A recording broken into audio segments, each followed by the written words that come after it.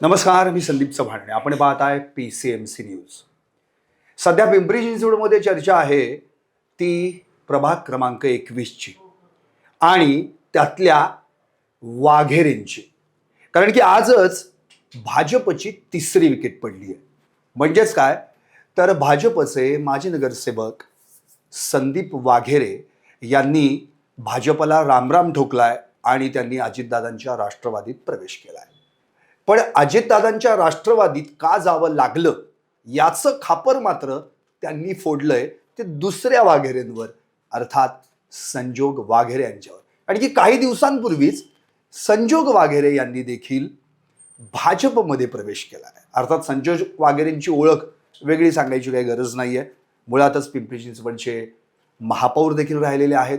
शिवाय राष्ट्रवादी काँग्रेसचे शहराध्यक्ष म्हणून त्यांनी काम केलंय. त्यानंतर त्यांनी शिवसेनेत प्रवेश केला आणि अर्थातच मग शिवसेना उद्धव बाळासाहेब ठाकरे पक्षाकडून त्यांनी मावळची लोकसभा देखील लढली होती आणि ते त्या पक्षाचे शहर प्रमुख देखील राहिलेले आहेत.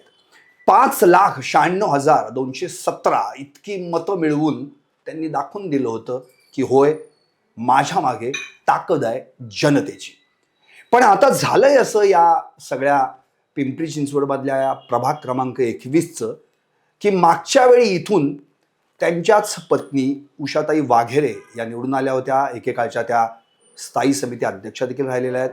संजोग वाघेरे भाजपमध्ये गेले, उषा वाघेरेताई देखील भाजपमध्ये गेलेले आहेत आणि आता त्यामुळं संदीप वाघेरे यांनी आज याच कारणास्तव प्रवेश केलाय तो अजितदादांच्या राष्ट्रवादीमध्ये. आता आपण थेट संजोग वाघेरे यांच्याशीच चर्चा करणार आहोत आणि जे काही संदीप वाघेरेंचे आरोप आहेत ते खोडून काढण्याचा कसा प्रयत्न करतायत हे आपण त्यांच्याकडनं जाणून घेणार आहोत. संजोगजी, आपलं PCMC मध्ये हार्दिक स्वागत.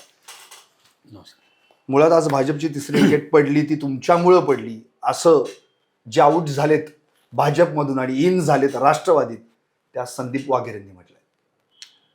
नाही, आता कसं असतं, प्रत्येकानं आपलं आपलं कर्तृत्व सिद्ध करायचं असतं आणि हे कर्तृत्व कधी सिद्ध होतं की आपल्या कामांच्या माध्यमातून सिद्ध होत असतं. उगाचच कुणाचंही नाव घेऊन त्या ठिकाणी बोलायचं आणि पाठीमागं बोलायचं आणि हे सगळे जर काही गोष्टी होत असतील तर शेवटी आपलं कर्तृत्व काय आहे हे आपण आपलं पहिलं आत्मपरीक्षण केलं पाहिजे, कुणी असू.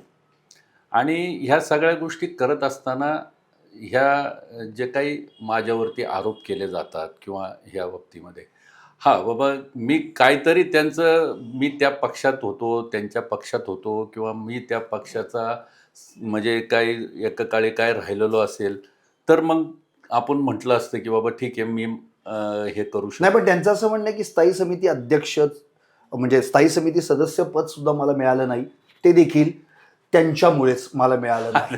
वृक्ष प्राधिकरण सदस्य पण मला मिळालं नाही, ती देखील त्यांच्यामुळेच मिळालं नाही. इतकंच नव्हे तर जी काही कामं मला या प्रभागात करायची होती त्यामध्ये देखील निधी अडवला गेला, ते देखील संजोग वाघेरेंमुळेच. म्हणजे मला माहिती नव्हतं आत्तापर्यंत की मी इतका मोठा आहे. म्हणजे आज मला पहिल्यांदाच तुमच्या माध्यमातून या ठिकाणी कळलं की मी भाजप पक्षसुद्धा मी हँडल करू शकतो. हे म्हणजे सिद्ध झाले का काय असं मला वाटायला लागलं. हे बघा, शेवटी कसं असतं माहिती आहे का, प्रत्येकाची कर्तृत्व, काम करण्याची पद्धत, काम करणं, उगाचच कुणावर कसलंही खापर फोडण्याचं काम कुणी करू नये. ज्यांनी त्यांनी आपलं आत्मपरीक्षण स्वतः करावं. आपण काय आहोत, आपली काय लायकी आहे आणि आपण कशा पद्धतीनं पक्षामध्ये आपण काम करतो, वरिष्ठांशी कशा पद्धतीनं आपण त्यांच्याशी संबंध ठेवतो. आणि हे जर समजा आपल्याला आपलं आत्मपरीक्षण आपल्याला करता नाही आलं तर निश्चितच मला असं वाटतं की हे आपलं अपयश आहे. बर, संजूची एक महत्त्वाचा मुद्दा म्हणजे अगदीच तुम्ही शिवसेना उद्धव बाळासाहेब ठाकरे पक्ष सोडलात आणि उद्धव ठाकरेंचे सुपुत्र आदित्य ठाकरे यांचं त्याच्यावर एक स्टेटमेंट आलं. अर्थात बरेच जण शिवसेना उद्धव बाळासाहेब ठाकरे पक्षातून बाहेर पडलेले आहेत. आदित्य ठाकरे असं म्हणाले, ज्यांनी पक्ष सोडला, सत्तेची चटक असलेले पटापटा पळाले. नाही, सत्तेच्या बाबतीमध्ये नाही. ह्याच्यामध्ये तुम्ही जर बारकाईनं जर विचार केला ना तर म्हणजे मी आदरणीय उद्धव साहेब असतील किंवा आदरणीय आदित्य साहेब असतील, संजय राऊत साहेब असतील किंवा सचिन अय्यर साहेब असतील. तर ह्या सर्व मंडळींनी जो माझ्यावर विश्वास टाकून जे मला शिवसेना उद्धव बाळासाहेब ठाकरे पक्षाचे तिकीट दिलं आणि ते तिकीट दिल्यानंतर ज्या पद्धतीनं मी या मतदारसंघामध्ये काम केलं आणि ते कामाच्या माध्यमातून आज आम्ही त्या ठिकाणी गेलो. परंतु सिच्युएशन थोडीशी जर आपण बघितली तर पिंपरी चिंचवड महानगरपालिका ही एक अशी महानगरपालिका आहे की ह्या महानगरपालिका आत्ता नुकतीच ती डेव्हलपमेंट होते आणि ह्या महापालिकेचं वय साधारण 25-30 वर्षाचं वय आहे आणि ह्या महानगरपालिकेच्या ज्या काही समस्या आहेत म्हणजे उदाहरणार्थ आपण जर बघितलं तर नदी सुधार प्रकल्प असेल, नदी आज आमच्याकडं पावना नदी, त्यानंतर इंद्रायणी नदी, तर आणि पिण्याच्या पाण्याचा प्रश्न, ह्या अशा अनेक गोष्टी आहेत किंवा मिलिटरीच्या ज्या काही समस्या आहेत, मिलिटरी डेअरी फॉर्मच्या असतील, रेड झोनचा प्रश्न असेल, तर हे सगळे प्रश्न सोडवण्यासाठी आपल्याला सत्तेमध्ये सत्ता ज्या बाजूला आहे किंवा मग सरकार त्यांचं वाक्य ऐका ना, आदित्य ऐका ना. ठाकरेंचं काय चुकलेलं आहे ऐका की ना, नाही तेच मी मला पूर्ण करून देत नाही. तर त्यांचं जे म्हणणं आहे ना त्याला मी हे देतोय तुम्हाला की ज्या पक्षाची सत्ता देशात आहे, राज्यात आहे, अशा पक्षाच्या बरोबर काम केल्यानंतर म्हणजे हे प्रश्न तर सुटले पाहिजे. तुम्हाला आज पिंपरी चिंचवड शहराचं पिण्याच्या पाण्याचा प्रश्न म्हणजे आज दिसाड पाणी आहे पिंपरी चिंचवड शहरामध्ये. 24/7चा आम्ही गेल्या अनेक वर्षापासून नारा देतो परंतु ते काही पूर्ण होत नाही. भामा आसखेड असेल किंवा पावना नदी पावनाच्या डॅम, म्हणजे थोडक्यात ही सगळी कामं पूर्ण जी अपुरी आहेत ती पूर्ण करण्यासाठी. करण्याच्या तर मला एक तुम्हाला आणखी एक प्रश्न विचारायचा आहे. म्हणजे संदीप वाघेरेंचं असं म्हणणं आहे की मुळातच मी त्यांच्या पक्षश्रेष्ठींना त्यांनी असं सांगितलं होतं की यांना तुम्ही या आयात उमेदवारांना पक्षात घेऊ नका. आम्ही असं त्यांच्या कानावर देखील घातलं होतं पण त्यांनी काही ते त्यावेळी सांगितले की हो घेणार नाही आम्ही वगैरे असं तसं, आणि नंतर मात्र त्यांनी घेतलं.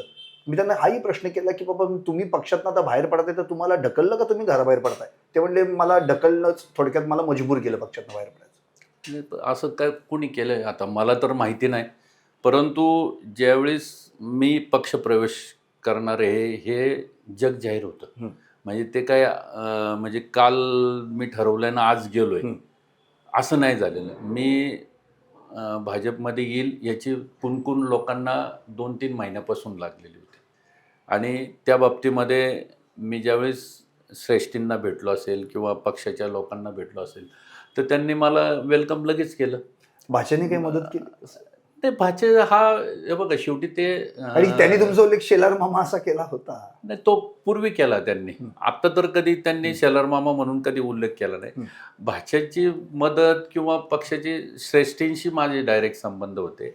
मी डायरेक्ट त्यांच्याशी हे केलं आहे आणि त्यामुळं आणि बघा शेवटी मला जायचं होतं किंवा मला प्रवेश करायचा होता म्हणून मी किंवा कुठल्या हेतूने किंवा हेतू पुरस्कार केला असेल किंवा त्यांच्या विरोधात मला लढायचं आहे किंवा कुणाला लढायचं आहे असं जर असतं तर मग आपण म्हटलं असतं की बाबा हेतुपुरस्कर माझ्या म्हणजे बाबा त्यांच्या विरोधात मला हे करायचं. संजय भाऊ तुम्ही एक मागाशी वाक्य म्हणाल की अरे मला पहिल्यांदाच कळलं मी एवढा मोठा आहे म्हणून. खरं म्हणजे तुम्ही ज्या पक्षात जाताना ते तुम्हाला मोठंच पद मिळतं. उदाहरणार्थ तुम्ही राष्ट्रवादीमध्ये होता, शहर प्रमुख झालात. तुम्ही शिवसेना उद्धव बाळासाहेब ठाकरे पक्षात होतात, त्या ठिकाणी शहर प्रमुख झाला. मग आता भाजपमध्ये गेलं तर नाही, शेवटी पक्ष हा मोठा असतो. पक्षापेक्षा कुणी मोठं नसतं.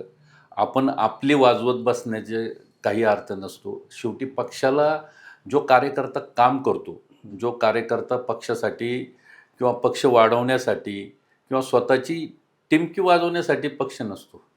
पक्ष हा कसा असतो की पक्षामुळं आपण आहे, आपल्यामुळं पक्ष नाही आहे. त्याच्यामुळं कुणी स्वतःची टिमकी वाजवून मी कधीच केलं नाही. माझ्यावरती ज्यावेळेस आदरणीय अजितदादांनी जबाबदारी शहर प्रमुखाची दिली तर शहर प्रमुखाच्या पदाला मी लायक असं काम केलं. म्हणून त्यावेळेस म्हणजे माझ्या कारकिर्दीमध्ये 2014ला 36 नगरसेवक राष्ट्रवादी काँग्रेस पक्षाचे निवडून आले.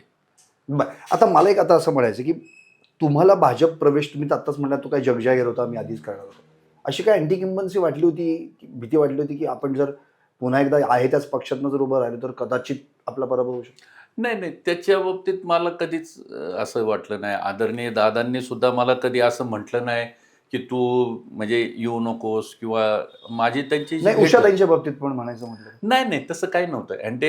अँटी कमिशन होण्याचा अर्थच नाही आहे त्याच्यामध्ये काही. कुठलीच बाबतीत मध्ये तसं काही नव्हतं. कारण राष्ट्रवादीमध्ये सुद्धा त्यांना स्थान होतं. कारण मी ज्यावेळेस शिवसेनेत प्रवेश केला तर त्यांनी राष्ट्रवादीमध्येच त्या होत्या. त्याच्यामुळं तसं काही हा विषय नव्हताच. बर, संदीप वगैरेंचं असं म्हणणं आहे की मुळातच हे सगळं जे झालंय हे ह्यामुळेच मी बाहेर पडतोय, नाही तर दुसरं कुठलंही कारण नव्हतं. नाही, आता कसं होतं माहिती आहे का, जे आपले म्हण आहे की नाचता येत नाही अंगण वाकडं म्हणायचं. कुणाच्या तरी नावावरती खापर फोडायचं, ही पद्धत चुकीची आहे. म्हणजे म्हणजे माझ्यामुळं ते जर समजा तिकडं गेले असतील, तर म्हणजे मग परत तेच येतं की बाबा माझं काहीतरी कर्तृत्व आहे, हे लोकांना माहिती आहे किंवा त्यांनाही माहिती आहे की बाबा ह्या कर्तृत्वाखाली आपण नाही राहू शकत. त्याच्यामुळं हा निर्णय घेतला असेल. पण थोडक्यात तुम्ही तर गेलात, उषाताई पण गेल्यात, तुम्ही प्रभाकर वगैरेंना पण घेऊन गेलात. ते प्रभाकर वागेरेंचं स्वतःचं मत आहे. माझं त्याच्यामध्ये म्हणजे आमचं काही त्याच्यामध्ये हे नाही. त्यांचं स्वतःचं मत आहे. त्यांना जर वाटलं म्हणून ते भाजपमध्ये गेलेत, हा त्यांचा प्रश्न आहे. हा मला म्हणजे माझ्याशी त्यांचा शब्द पण नाही झालेला. बरं, एकंदरीत आत्ता इथली पिंपरीची म्हणजे प्रभाग क्रमांक 21ची काय अवस्था असेल, कसं पॅनल असेल, तुमच्या काय व्यूहरचना आहे तिथल्या? नाही, ह्याच्यामध्ये आता बघा, म्हणजे आता मी प्रवेश करून 3रा दिवस आहे आज.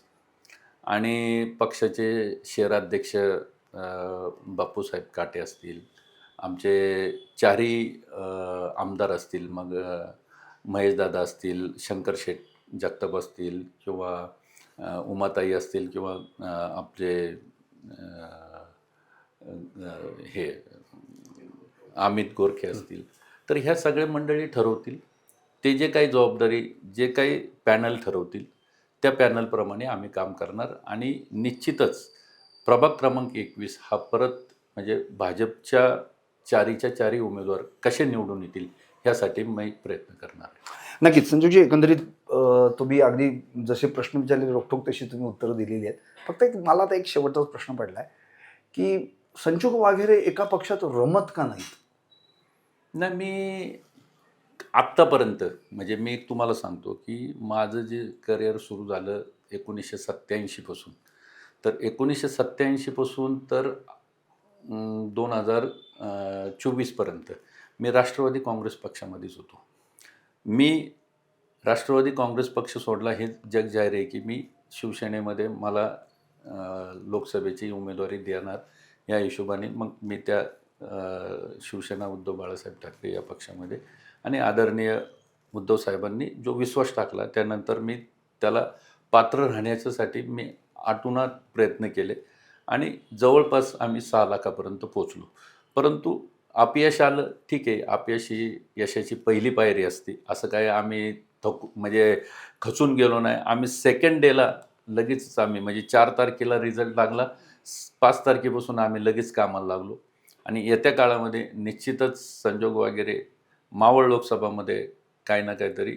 मग मग मग मग मला प्रश्न आता ह्याच्यातनं पडतो, मग हा भाजपचा प्लॅन तर नाही ना की संजू वगैरेंना घेतलं तर आपल्याला श्रीरंग बारणे आप्पा यांच्याबरोबर भविष्यात काय सांगते एकनाथ शिंदेबरोबर भाजप राहील? आता मी म्हणजे ते आता नाही तुमची नाही नाही, आता तुम्ही एक व्यक्त केलेली इच्छा आहे, स्पष्ट आहे की तुम्हाला पुन्हा मावळ लढायचंय. नाही म्हणजे याच्या आधी तुम्ही शिवसेना उद्धव बाळासाहेब ठाकरे पक्षाकडनं लढलात, आता भाजपकडनं लढायचंय, पण मावळचा खासदार व्हायचंय, ही सुप्त नाही, इच्छा आहे. असं असं हे बघा, हे कुठल्या पक्षाकडनं म्हणजे लढायचं. तुम्हाला हे क्लिअर झालंय संजोगजी की तुम्हाला माहितीये आता जर मला पुन्हा एकदा मावळमध्ये लढावं लागेल तर मला कोणत्याही परिस्थितीत असा पक्ष बघावा लागेल ज्या पक्षातून मला ताकद मिळेल. 5,96,217 मतं मिळाली तुम्हाला. यावेळी जर तुम्ही भाजपकडनं लढलात तर कदाचित तुम्हाला ते तुमचं ध्येय गाठता येऊ शकतं. म्हणजे नाही. थोडक्यात भाजपचा प्लॅन श्रीरंग बाप्पा बारणेंना आता तिथून म्हणजे जे काही मावळचं आहे तिथं रामराम त्यांनी करायचं आणि तुम्हाला तिथे टाकायचं असा प्रश्न आहे.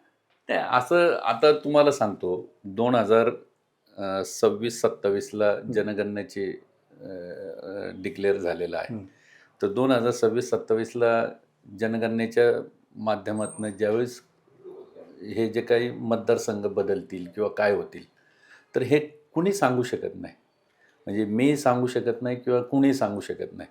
किंवा मी जे तुम्ही म्हणताय की बाबा इकडं आल्यानंतर पुढं ह्याच्या बाबतीमध्ये जर मला जर माझी हे जर असेल, म्हणजे मला जर लोकांच्या आशीर्वादानं इथपर्यंत 5,96,217 एवढी जर मतं लोकांचं आशीर्वादानं मिळालेली आहेत, हे माझी एकट्याची नाही आहेत, हे त्यांचं सगळ्यांचं श्रेय आहे, हे माझं बिलकुल नाही. आणि जर त्यांना वाटलं तर ते करतील. कारण की कसं आहे संजूजी, ना पार्थ पवारांना जमलं ना कोणाला अजून जमलेलं आहे, तर आता ती संधी आहे. मग भाजप तसा पुढचा गेम प्लॅन करू शकतो. कारण की स्वतः नड्डा म्हणाले होते की 100% भाजप आणि मावळच्या जागेवर डोळा. तर चला संजोग वगैरेंना आणू, मागच्या वेळी एवढी मतं पडलेली आहेत, यावेळी नाही, कसं होऊ शकतं? तसं नाही. मी शेवटी एक कार्यकर्ता आहे. मी कार्यकर्ता म्हणूनच मी राहणार आहे. भाजपने संधी दिलीच खासदारकी म्हणून मावळच्या त्या- जायची, तर बघा, उद्याचं मी सांगू शकत नाही आत्ता. उद्या काय होईल हे मी सांगू शकत नाही. त्याच्यामुळं जे काय आहे ते बघता संधी येईल. सांगून पण येत नाही ना. मग आल्या की बघू ना आपण, त्यावेळेस तुम्ही आणि मी आहेच ना परत. हा, म्हणजे मावळचे खासदार होण्याची सुप्त इच्छा तुमच्या अजूनही कायम आहे. तुमची इच्छा असेल, मला असं वाटतं की तुमची इच्छा आहे. नाही नाही संजोगजी. तुमची जर इच्छा असेल तर मी गणरायाला खरंच प्रार्थना करेन की तुमची इच्छा पूर्ण करा. अच्छा, म्हणजे माझी इच्छा म्हणजे त्यात तुमच्या इच्छेचं पण नाही. तुम्ही- जसं ते स्टोरी होती ना एखाद्या, म्हणजे तुला जर गादीवर बसायचा आंधळा असतो तो, तर काय करता येईल, तर तो म्हणते माझ्या म्हणजे काय म्हणतो नातवाला राजाच्या गादीवर बसलेलं मला पाहिजे. झाल्या सगळ्या इच्छा पूर्ण. याच्या खांद्यावर बंदूक ठेवून आपली इच्छा पूर्ण तसं करेल. काय नाही. ठीक आहे तेव्हा संजयजी, शेवटी- मला असं म्हणायचं लोकसभा ही लोकसभेच्या वेळी बघू. हा. पण आत्ता जो तुम्ही मुद्दा मांडलात याच्यातनं एक क्लिअर होतं की तुम्ही असं म्हणताय की संदीप वाघेरेंनी जे काही म्हटलेले नसता येणं अंगण वाकटे आणि उगाच दुसऱ्यावर खापर फोडण्यात काहीच अर्थ नाहीये.